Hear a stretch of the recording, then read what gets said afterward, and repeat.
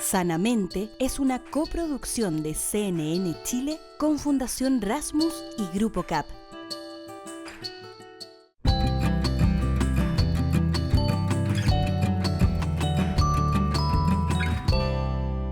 ¿Cómo están? Bienvenidos, bienvenidas una vez más a Sanamente.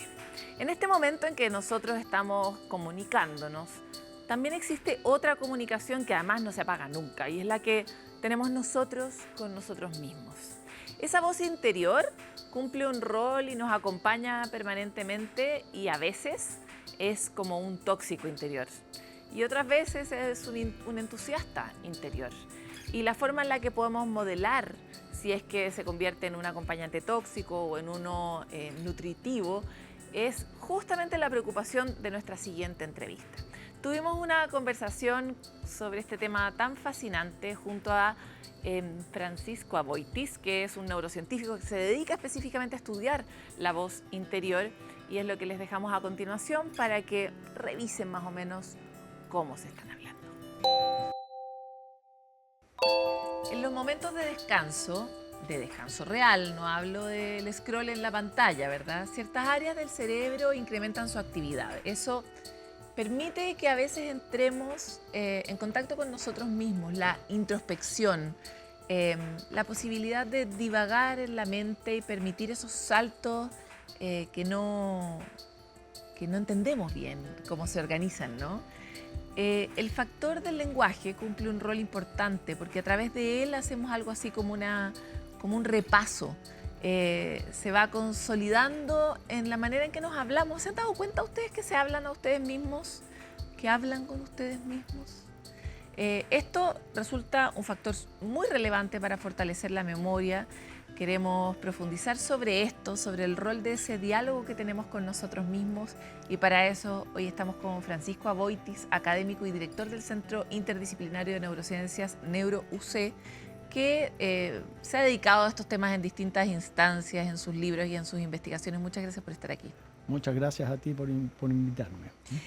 Quisiera partir, tu ruta, no sé si tiene esa linealidad, pero de alguna forma parte en la preocupación por la conciencia y de pronto deriva en esto del cerebro que habla, el cerebro hablante, cómo nosotros desarrollamos el lenguaje, para qué desarrollamos el lenguaje, para finalmente tratar de mirar cómo es esa voz, cómo se constituye y cómo nos afecta. La voz interna que tenemos. La voz interna. Claro.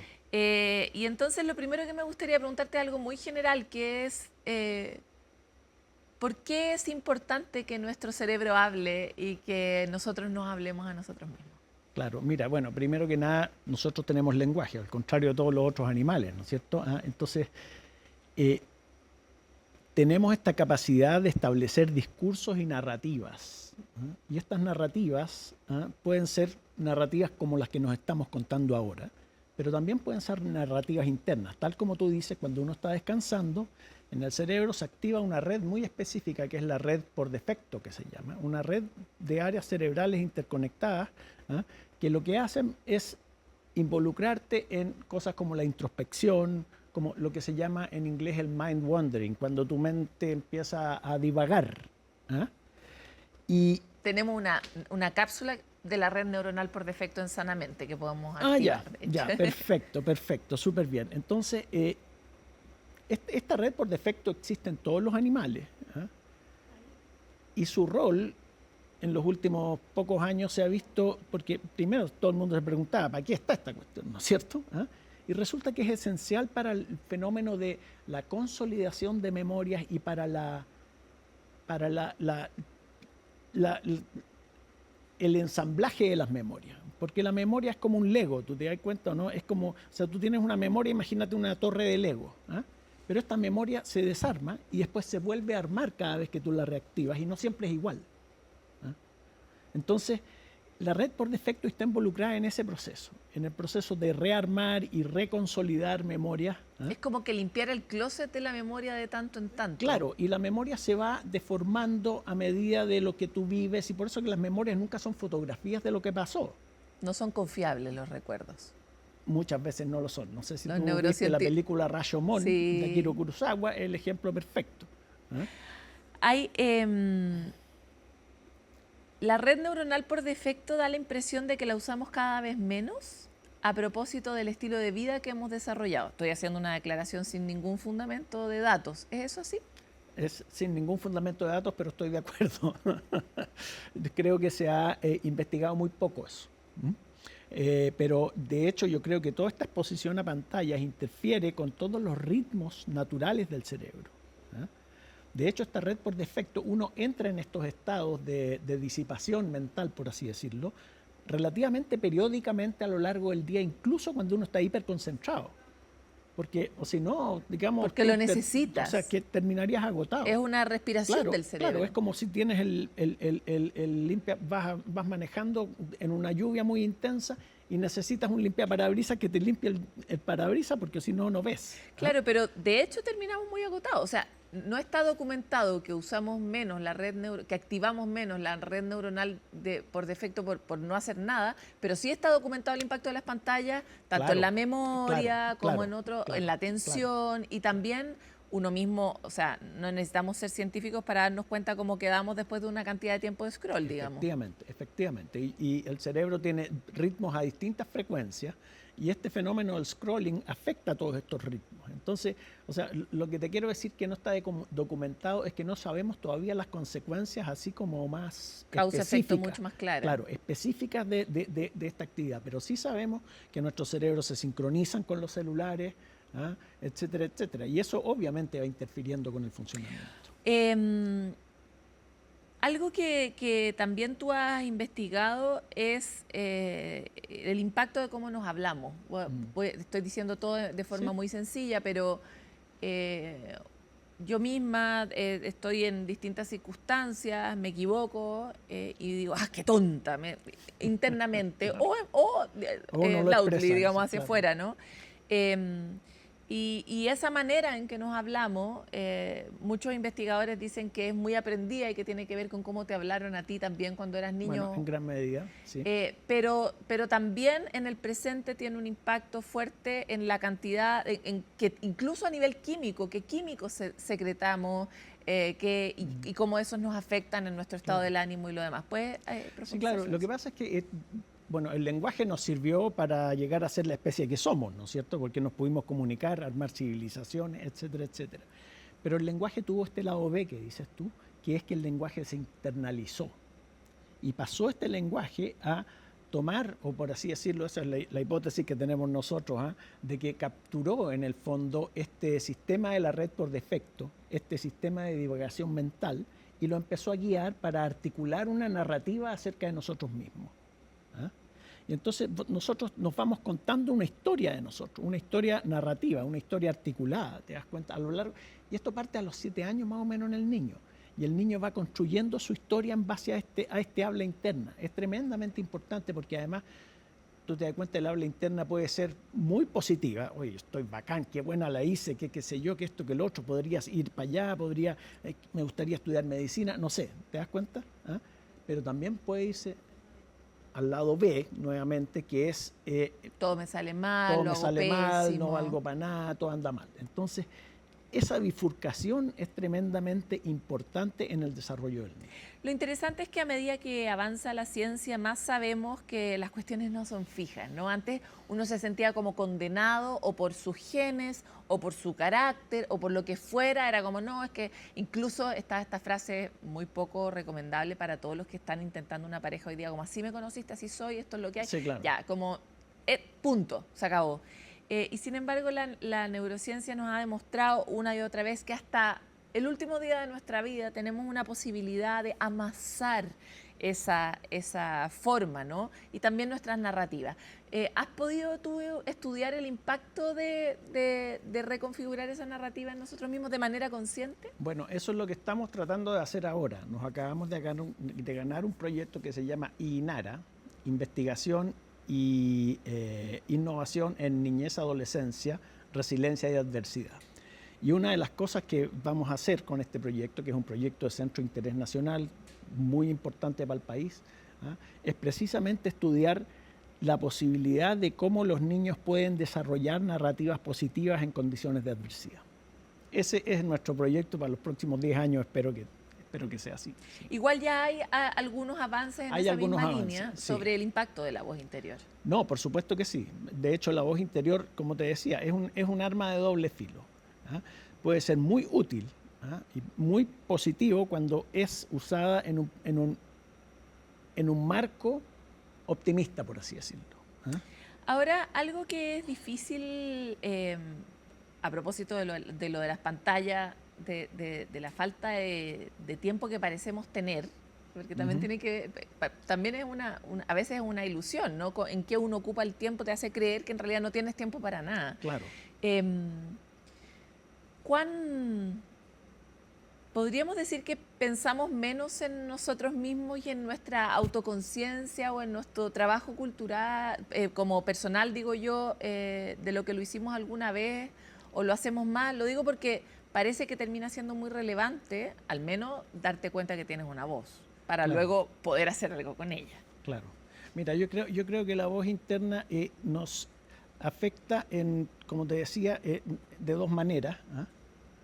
Donde tú puedes ir a buscar una solución a algo o puedes sencillamente recaer. ¿Ah?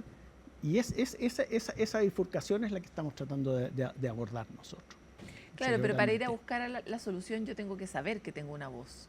Sí, digo como que sí, mira, no es tan sencillo no saberlo. es tan sencillo. Básicamente, el niño descubre que tiene su voz alrededor de los 7 años, como te digo, ¿ah? Pero en la historia yo creo que nosotros pasamos, o sea, el celular nos interfiere con todo esto, ¿ah? Y estamos pasando cada vez menos tiempo con nosotros mismos. Y esto, por supuesto, interfiere con el proceso de esta voz interna, ¿ah? Y lo peor es que puede inducir discursos internos, sobre todo en las redes sociales, ¿no es cierto?, que pueden ser positivos o negativos. Y yo creo que eso, más allá del tiempo que pasamos, que todavía tampoco lo exploramos demasiado bien. Hay personas que pasan 8 horas al día con la pantalla. Obviamente que ese tiempo se podría pasar, ¿no es cierto?, en un estado de reposo y articulando una voz interior que te haga cuentos acerca de ti mismo, ¿ah? Pero pasan ahí pegados y eso se va perdiendo. Hay algo que ya sabemos por los estudios que han aflorado. O sea, sabemos, por ejemplo, que los niños que desde más temprano entran a las pestañas tienen impactos en su autoestima. Ya hay varios estudios que han ido avanzando alrededor del mundo y de hecho son los que han sido utilizados para prohibir los celulares o el uso de ciertas aplicaciones en particular. Claro. Pero tú, sabiendo todo lo que sabes, ¿cómo te tratas a ti mismo? No quiero saber si te tratas bien o mal, lo que quiero decir es cómo te haces una rutina a ti mismo para generar una especie de antídoto a estos tiempos. Es súper buena pregunta porque yo no sé cómo lo hago. ¿Ah? Mira, yo creo que primero que nada yo uso harto el celular, lo uso mucho para trabajar y para estudiar también, ¿no? Porque estoy metido en páginas de internet que son científicas fundamentalmente, entonces paso metido en eso, ¿ah? Entonces estoy ilustrándome, entre comillas, a través de eso, ¿ah?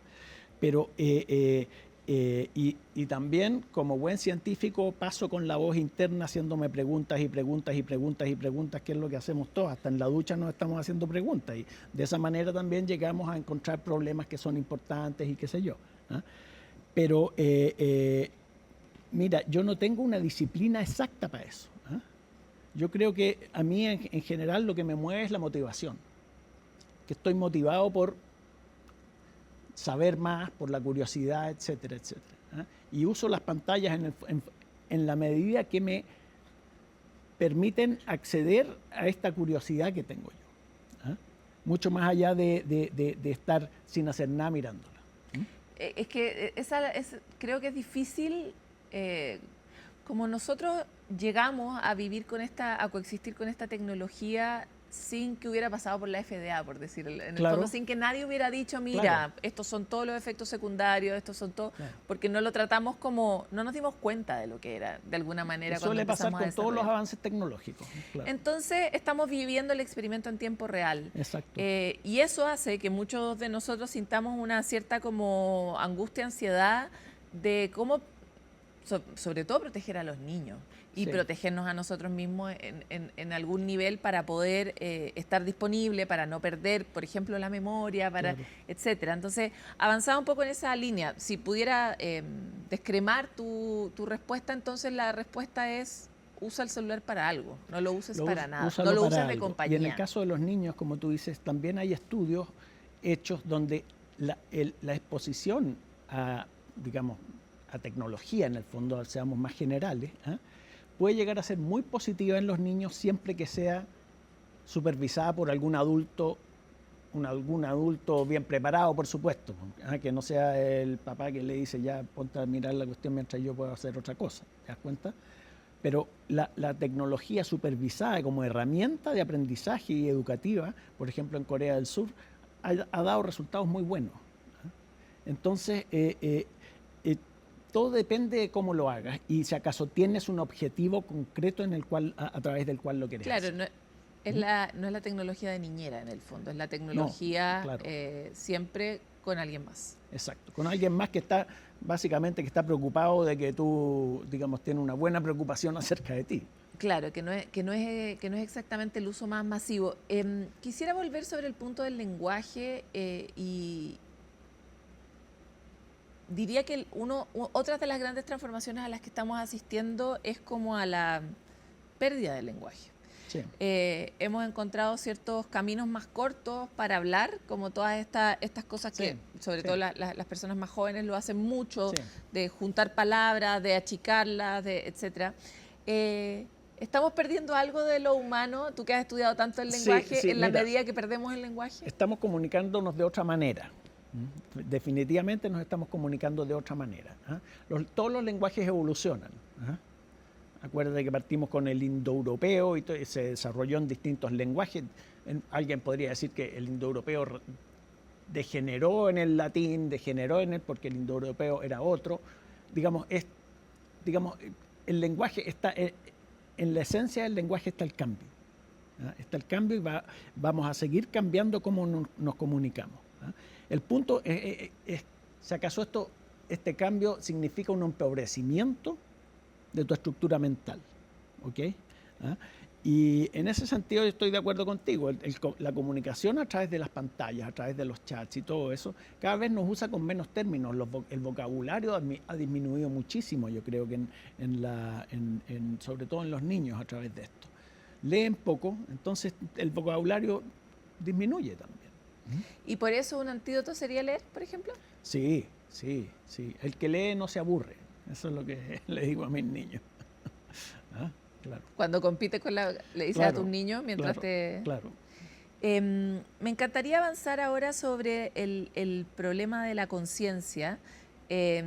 Cuando hablamos de la conciencia parece un deseo como para muy elitista, para muy pocos, ¿no? O una preocupación que solo algunos podrían tener, los filósofos, las personas que trabajan mucho su espiritualidad.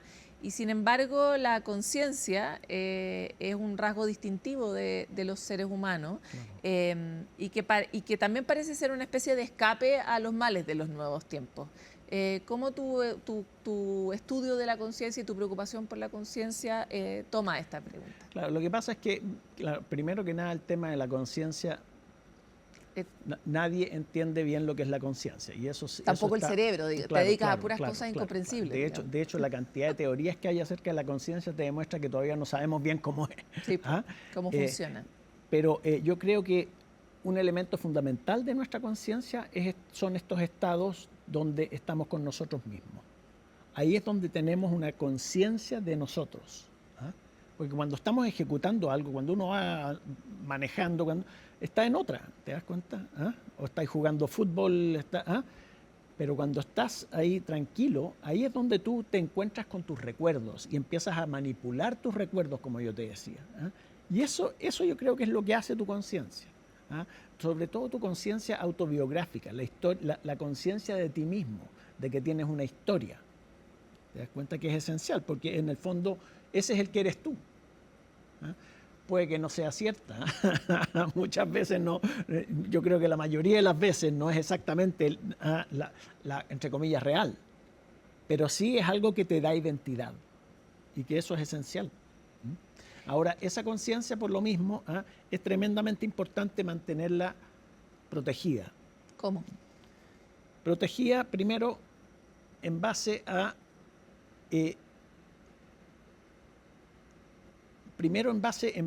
la falta de exposición, sobre todo en los niños. Falta de exposición a estímulos de tipo nocivo. Por eso que las redes sociales yo creo que son tan nocivas. Porque ahí empiezan a darse círculos donde empiezan a correr sentimientos negativos muy profundamente. Y eso impacta, ¿no es cierto?, precisamente en este mecanismo que tenemos de armar estas memorias, generar nuevas memorias, planificar el futuro, etc. Yo creo que ese es uno de los grandes problemas que tenemos ahora. Otro problema que es tremendamente importante es la adversidad psicosocial que viven muchos niños de Chile. Y por último, el cuidado materno o paterno de los niños, o sea, que no estén abandonados. Chuta, es bien profundo. ¿Es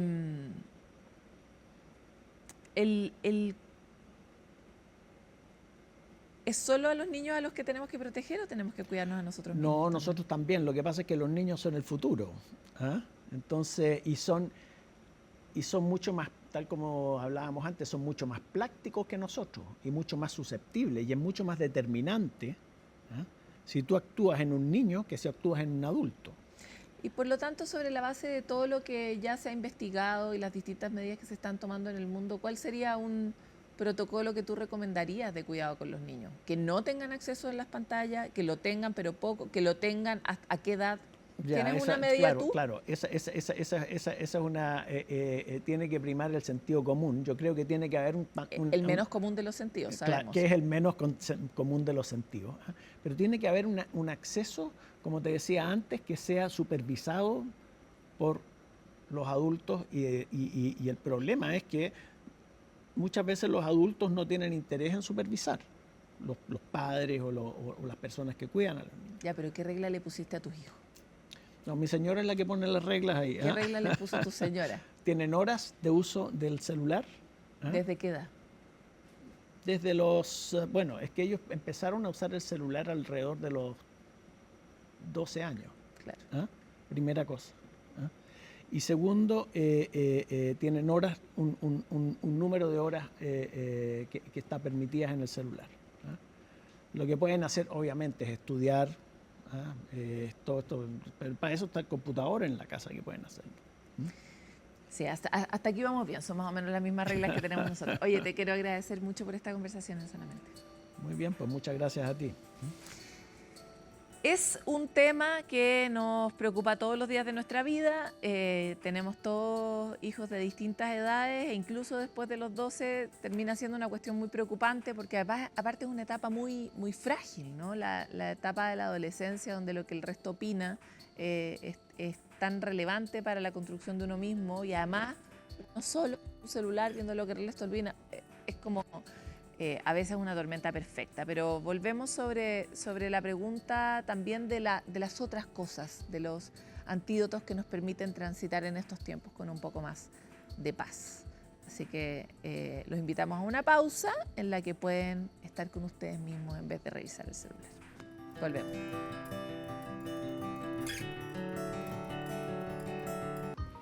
¿Es la moral algo que traemos o algo que construimos en nuestras interacciones con otros a lo largo de la vida? Esta es una pregunta profunda que por supuesto ha ocupado a filósofos, pero que nos debería importar a todos y a todas porque el ejercicio de la moral transforma nuestra convivencia, nuestra vida familiar, nuestra vida pública y nuestra vida interior. Esa es la pregunta que se hizo Constanza Pérez en la siguiente nota y aquí está su viaje.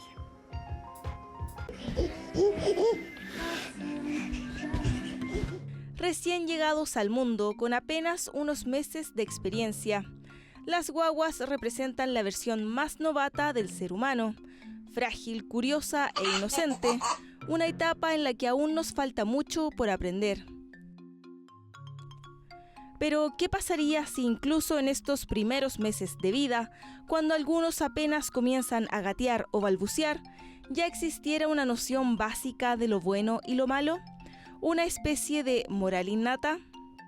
Cuando nosotros hablamos de moral, estamos hablando de normas, estamos hablando de emociones, estamos hablando también de procesos sociales que se crean en conjunto y que nos permiten distinguir entre lo que es correcto y lo que no.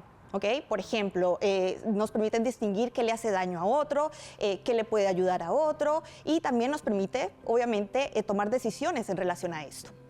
Habitualmente cuando hablamos de moral innata, nos referimos no necesariamente a juicios o pensamientos morales complejos que requieren un desarrollo cognitivo un poco más avanzado que un niño chiquitito no tiene, pero nos referimos a cierta disposición con la que sí nacemos a colaborar con otros y a preferir a quienes muestran conductas de colaboración, de apoyo y conductas prosociales que se llaman, positivas y que favorecen el bien común. La idea de una moral innata genera debate. Diversos estudios han intentado observar si las guaguas muestran una inclinación temprana hacia comportamientos prosociales. Uno de los más conocidos es el de Karen Wynn y Paul Bloom, quienes observaron cómo reaccionaban guaguas frente a personajes animados. Algunos ayudaban a otros, mientras que otros obstaculizaban su camino. El resultado fue llamativo. Poco más de la mitad mostró preferencia por los personajes considerados buenos o serviciales. Otros, como el de Tomasello y Warneken, identificaron que las guaguas desde los 18 meses ayudaban a otros cuando necesitaban asistencia para completar una tarea.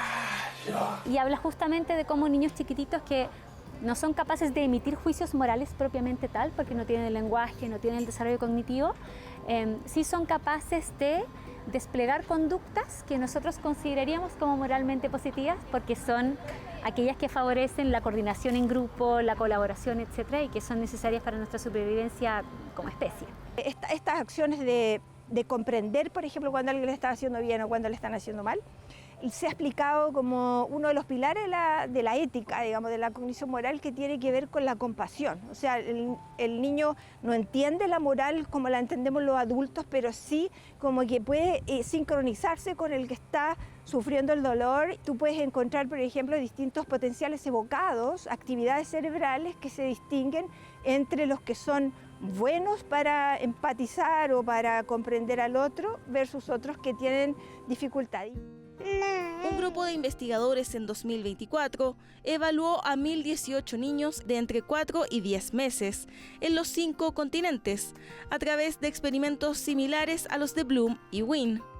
Los resultados no fueron absolutos. El 49% de los bebés prefirió a los ayudantes sobre los obstaculizadores y el 55,85% a los personajes que empujaban hacia arriba un objeto inanimado en la condición no social, en lugar de hacia abajo.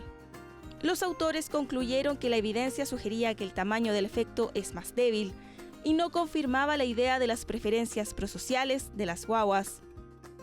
La cognición moral hace referencia específicamente a procesos cognitivos más superiores, procesos cognitivos mentales que a la base tienen componentes como evaluar acciones, por ejemplo, ¿qué fue lo que hice?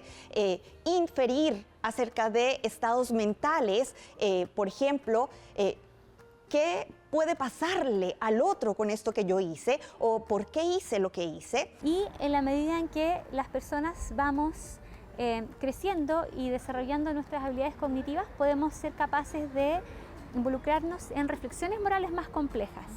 Entonces, en la medida en que las personas avanzan y pueden tener la educación y la estimulación necesaria, pueden llegar a tomar decisiones o reflexionar sobre juicios morales independiente de quién sea, independiente del beneficio que yo tenga. Algo que comparten los expertos es que las guaguas no nacen con una cognición moral como la de los adultos, sino que ésta se desarrolla y complejiza a medida que van creciendo. Que tú tienes una noción de compasión, un cierto sentido de la justicia, de la igualdad de repartición de lo que sea que tengas, ¿ya? Y que eso es básico y sobre eso tú puedes modificar, digamos, las convenciones sociales. Todos nacemos con estas habilidades sociales y en la medida en que vamos creciendo y la cultura, el entorno, la crianza, la familia, el colegio van moldeando estas habilidades para generar estos procesos cognitivos con mucha más fuerza. Aunque existen algunas predisposiciones al nacer, la crianza sigue siendo un pilar relevante en el desarrollo y la formación de una moral compleja. Son las experiencias, las reglas sociales y culturales las que cimentarán los pilares de nuestra vida en sociedad.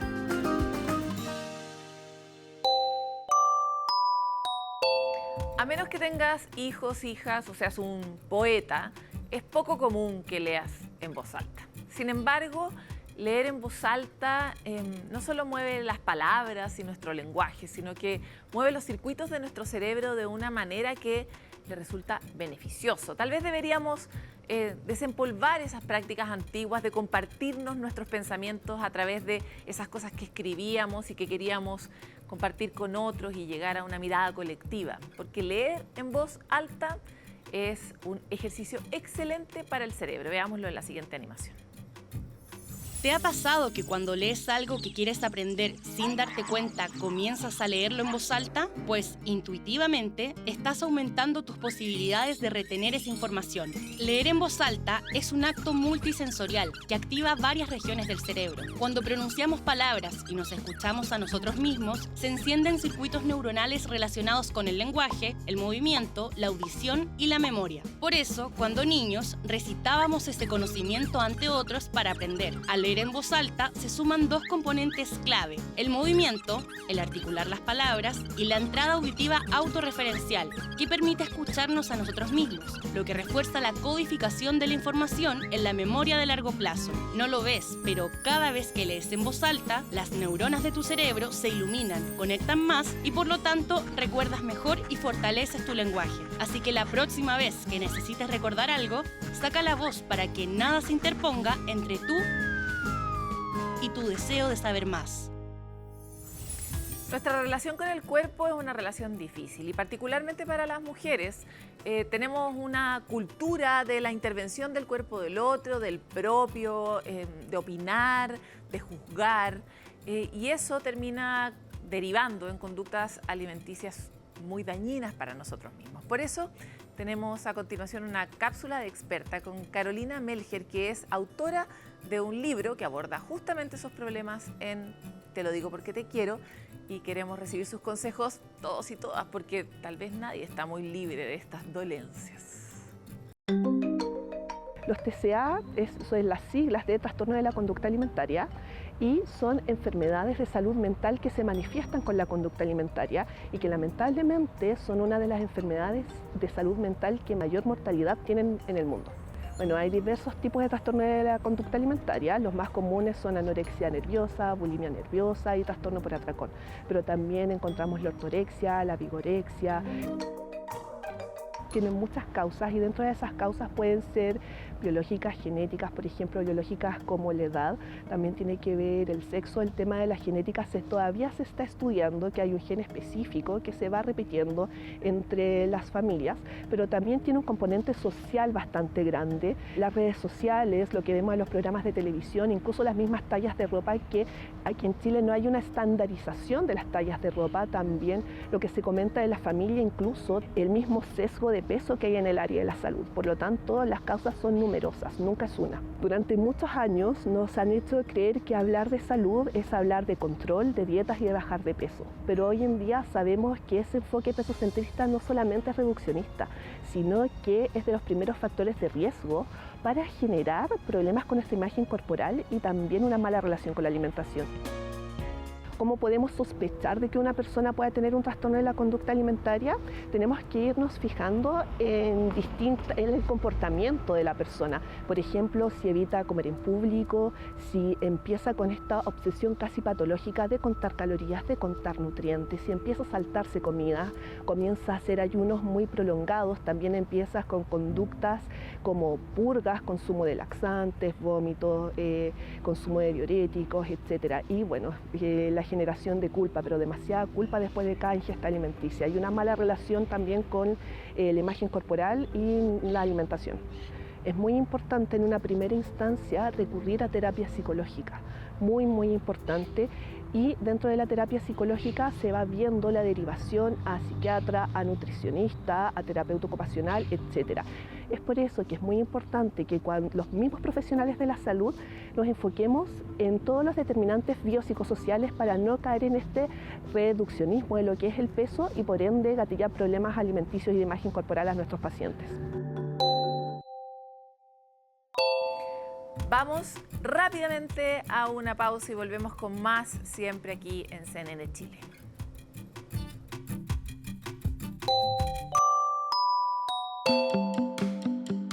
Hola, soy Francisco Melo, soy actor.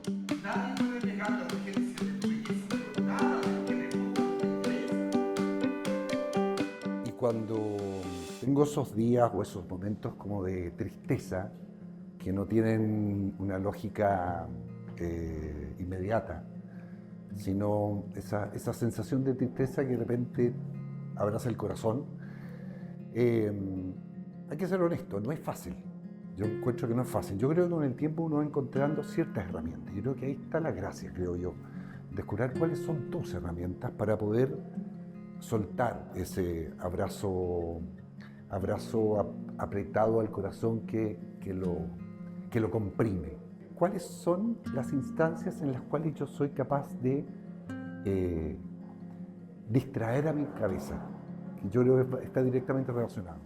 Entonces, llámese la música, llámese la lectura, llámese la actividad, el salir, dejar de mirarse a sí mismo y estar en un loop más bien negativo, sino tener la posibilidad de que entren nuevos estímulos que de alguna forma te ayuden a conectarte con el presente.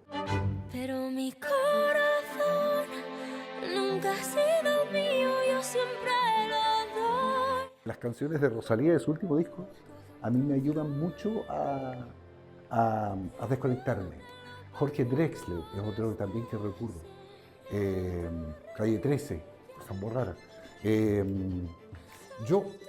Por eso, yo creo que uno tiene la libertad de ir descubriendo, no instalándose, no hay que ser rígido, hay que ser lo suficientemente abierto con uno mismo, de quererse uno mismo, de regalonearse, de permitirse nuevas experiencias. Y en eso me ayuda. De repente aparece una canción que no conozco y la pego y la escucho.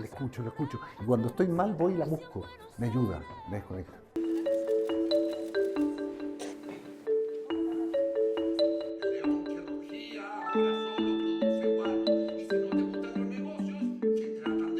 El teatro en general, una de las herramientas fundamentales tiene que ver con actuar en presente. No actuar ni en futuro ni en pasado. O sea, yo no puedo actuar pensando en qué fue lo que hice mal o qué bien me salió la escena anterior y menos pensando qué es lo que me toca hacer ahora. Uno tiene que trabajar en presente, actuar en presente. Que no es fácil, aunque parezca raro, pero no es fácil. Porque uno tiende a conectarse con los pasados y los futuros. Y en ese sentido, las conexiones que uno tiene generalmente vinculadas con la tristeza, con esas sensaciones de angustia, tienen que ver con hechos pasados o hechos futuros, no con presentes. Y el presente es mucho más amable con uno mismo. Y esas instancias, la música, una película, la naturaleza, el deporte, te ayudan a conectarte a ese momento presente que es bastante, liberador para esos momentos. Socialmente tenemos una especie de plan, más o menos el plan, eso sí, pero cuando se muere, por ejemplo, un padre, una madre, un familiar, tenemos una especie de protocolo, entendemos que se requiere duelo, que necesitamos un tiempo para parar. Pero cuando muere un compañero de trabajo, nuestra vida también cambia radicalmente, incluso si no era nuestro mejor amigo. Por eso, ¿cómo se enfrentan los duelos en el trabajo? ¿Qué herramientas podemos tomar para que este proceso sea mejor y no nos afecte, no nos impacte de manera tan profunda? Revisémoslo a continuación. Una de las pocas certezas que tenemos en la vida es la muerte. Una certeza que despierta una serie de emociones que pueden volverse difíciles de gestionar. El duelo es el lugar incierto que sigue a la pérdida de la persona, puede ser una montaña rusa que puede durar meses e incluso años. Como es muy distinto para todas las personas, para algunas personas puede no necesariamente ser algo traumático o perturbador, pero sí para muchas personas puede ser algo que incluso pueda generar un trauma, que pueda generar sintomatología más ansiosa, depresiva. Las leyes laborales establecen permisos pagados en caso de fallecimiento de un familiar cercano, pero cuando quien muere es un compañero de trabajo, la normativa no contempla días de duelo. Un escritorio vacío, un uniforme que queda guardado y un espacio que no se volverá a completar. Y aunque muchos no consideran a sus compañeros como amigos, pasamos más de 170 horas al mes compartiendo con colegas y colaboradores. Tiempo suficiente para que su presencia se vuelva parte de nuestro día a día y nuestra historia. El duelo se vive de manera personal, y aunque no exista un vínculo estrecho, la muerte de un compañero de trabajo es un golpe a la rutina de la oficina. La muerte de un compañero de trabajo puede tener un gran impacto en el clima laboral y también en la salud mental de los trabajadores y los compañeros, cuando hay sobre todo un vínculo cercano y también una cotidianidad que se comparte con ese colaborador. Por supuesto que la pérdida genera gran tristeza, desmotivación, y particularmente en el entorno laboral puede generar desconcentración, baja en el rendimiento. Y es muy importante estar alerta a estas señales o a estos síntomas que se puedan presentar en los equipos de trabajo, y que se pueda generar una cultura de cuidado y de contención y de apoyo mutuo. Cuando una empresa enfrenta la muerte de uno de sus trabajadores, el rol de las jefaturas y de los equipos de recursos humanos es clave. Actuar con empatía y contención puede marcar la diferencia. El acompañamiento de expertos en salud mental es fundamental para manejar el duelo organizacional de forma respetuosa, tanto por quienes se enfrentan la pérdida como por quien ya no está. Y una herramienta más importante es la escucha activa, como herramienta de abrir un espacio, abrir una ventana para que los trabajadores puedan hablar de su compañero, puedan hablar de sus miedos frente a la posibilidad de accidentarse. Desde las mismas jefaturas o los mismos compañeros que a veces intentan hacer instancias de apoyo, de contención, puede ser muy difícil la organización si es que estamos viviendo ahí una pérdida significativa. Entonces, el poder tener psicólogos externos que conozcan de esta temática, que puedan hacer distintas intervenciones, desde psicoeducativas, evaluativas acerca de la sintomatología de cada persona. A través de la unidad de intervención en crisis y también de todo el equipo que tenemos de salud mental en la H, generamos estos espacios grupales para que podamos aperturar la conversación, generar también estos acompañamientos de los mismos líderes y darles herramientas para enfrentar los primeros días del duelo, el cómo comunicar esta noticia también, que es muy importante, cómo generar los rituales para que se pueda validar el espacio y las emociones. Aunque el duelo sea un proceso individual y no exista un estándar único, apoyarse y conversar con el resto de los miembros del equipo puede ayudar a que la carga emocional se vuelva más liviana. Efectivamente, el equipo es un factor protector, y al comunicarlo, al conversarlo, al validar las experiencias y al acompañarse durante este proceso, puede hacer que esta instancia sea una manera mucho más contenida dentro de la organización. Las personas pasan por nuestra vida como un cúmulo de historias, vínculos emocionales, anécdotas también grupales. Por lo tanto, revivir el recuerdo de las personas y no olvidar, por sobre todo, responde a uno de los paradigmas más grandes que tiene la vida y la muerte, que es cómo soy recordado, cómo se van a acordar de mí, en mi casa, mis hijos, en mi trabajo, mis compañeros. Puede generar la cohesión del grupo, el tener un espacio en el que yo me sienta cómodo, que sean sensibles también ante mi dolor. Y bueno, cuando uno pierde a una persona significativa, uno siente como que algo de nosotros también se fue con esa persona, pero también algo queda en nosotros muchas veces de ellos. Y alguna manera de resignificar puede ser el recordar el legado, el recordar las cosas momentos lindos que esta persona me enseñó a hablar sobre ellos, de alguna manera llevarlos con nosotros. Existen protocolos de primeros auxilios psicológicos disponibles incluso de forma gratuita, como es el que está en la web de la Pontificia Universidad Católica, que ayudan a orientar la respuesta inicial ante la noticia. Los lugares de trabajo están formados por personas, y cuando una de ellas se va, recordar su historia y su presencia se vuelve una forma de honrar su vida y su legado.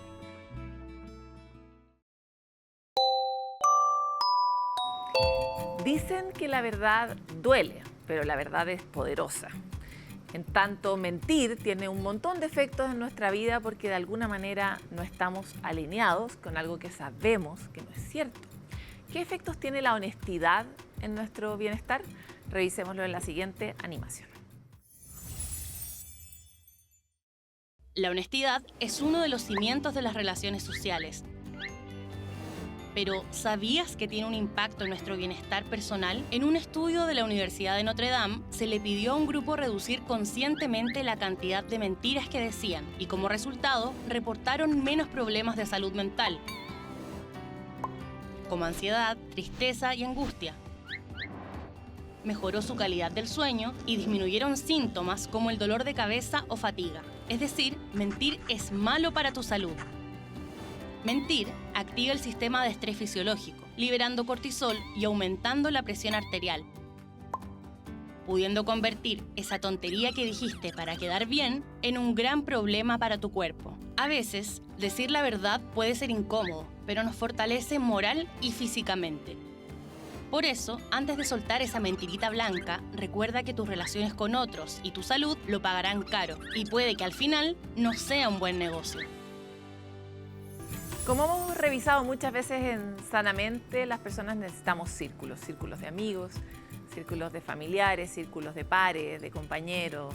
Y también necesitamos círculos cuando recibimos un diagnóstico de trastorno. En este caso, el trastorno bipolar ha creado su propio círculo, Círculo Polar. Es una organización que trabaja de manera muy profunda con las personas que reciben este diagnóstico y también con sus familiares. Genera círculos y más círculos en torno a ellos. Y en este momento está en su colecta anual. Por eso los queremos invitar a donar. Es una iniciativa que requiere mucho apoyo. La mayoría de las personas que tienen trastornos no tienen la ayuda que necesitan y este tipo de comunidades son esenciales para que puedan progresar y llevar una vida como la de todos.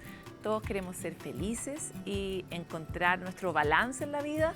Este tipo de organizaciones ayudan a que esas cosas ocurran. Así que la manito al bolsillo, sáquese unos morlacos, no cuesta mucho, les estamos ahí compartiendo la información a través de Instagram. Pueden encontrarse rápidamente con un camino para hacer clic y apoyar. Nosotros nos vamos de este capítulo de Sanamente, pero ustedes saben, es un suspiro, porque volvemos muy pronto con más programas, con más temas que nos permitan conectarnos con nuestro bienestar y sentirnos mejor.